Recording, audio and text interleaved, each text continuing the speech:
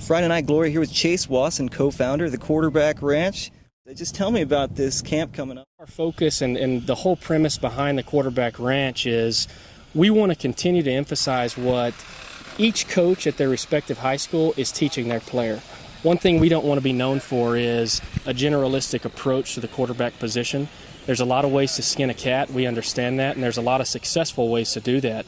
So we've got guys coming from spread offenses. We've got guys coming from, under center I formation offenses. So, our goal and philosophy is to continue to be an outreach or an arm of the high school coach, and that's kind of how we're going to build the brand. And, overall, our mission is to, benefit the kids, get them more prepared so that on Friday nights, the scoreboard ignites and everybody's happy.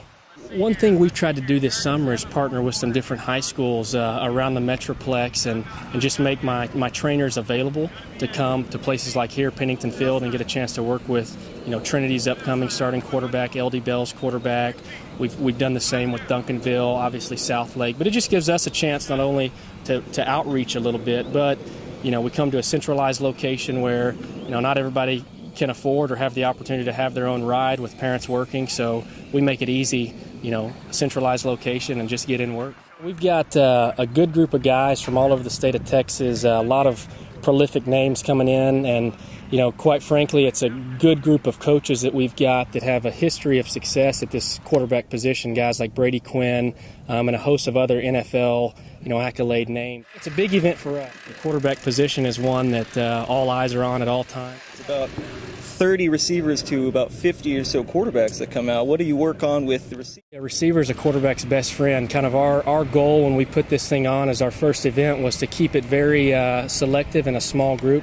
That way it was very individualized attention. Most of our quarterbacks are bringing their own receivers. Our focus will be on a lot of the stuff that they're running at their respective high schools. We've got Mark Clayton, former Oklahoma Sooner, Baltimore Raven expert, doing a lot of the one-on-one coaching with some of our receivers. But it all goes back to the fundamentals with those guys. Can you elaborate on the development of the morning activities with the underclassmen, the 5th through 8th graders? Most of our 5th through 8th graders obviously are guys that are talented but are still learning the position both mentally and physically. So some of the attentive to detail on the footwork, just getting them exposed to, how a quarterback thinks, progression, will be a lot different than the guys that have been in the pocket, played the position, used to taking the hit. Our focus with the guys 9 through 12, some of these guys are coming in with big-time college offers, so it's, in our opinion, it's just a chance for us to continue to develop what they've already learned at the high school level. There's decades of experience at the professional level as well as collegiate from these instructors. What's the benefit of having that much experience on the field at one time for a group of guys? Most of these guys get incredible coaching at their respective high schools.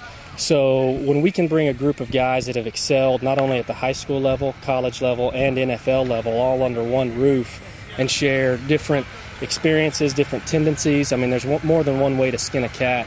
So getting these quarterbacks the exposure of hearing the different verbiage, terminology can only enhance, their Friday night play. From my perspective, being able to have football pay for my education and be able to give back with an event like this, the quarterback, they get all the glory, but they also get all the negative press as well. But for a quarterback to understand from a receiver's perspective, what that guy's going through as he's running the route, what that guy's going through as he's releasing coverage, it gives the quarterback a whole different perception of the game because he's able to see not only what he's going through, but also what his partner in crime and best friend, the guy that's going to ultimately catch those balls that he's putting all the work in to deliver. I think it's very important for our quarterbacks and receivers to not only be on the same page on the field, but mentally understand, what each one is seeing as they play the game. At the start of camp, Monday, day one, what happens when they come out on the field through when they step off, through when they leave? So one thing we always like to pride ourselves on is competition. So the entire camp will be about competition. Who's going to separate themselves in not only the drill work, but be able to take the drills that we focus on and translate that into real work. So early on, we're going to break the guys up into different groups. For younger guys, we're going to get the exposure of the NFL and our guest coaches to basically, get their hands on each one of them. With our older group, we're going to have set teams. So it'll probably break out between 5 to 7 quarterbacks per instructor. There may be one with Brady Quinn, one with just the other respected coaches that we've got, and they'll be with them one-on-one for the remainder of the week. And as we continue to do drill work, we'll have competitions along the way. Selection process, or rather the signing up of quarterbacks to actually attend to this, how is that handled? There's a lot to offer, especially in the state of Texas, with different camps and quarterback training, and we're not naive to that. This being our first event, we tried to keep it pretty selective. We tried to make it available for all the great signal callers across the state of Texas. With the help of social media, with the help of you guys at Friday Night Glory, it's done a lot of good for us to get a little bit of promotion out there.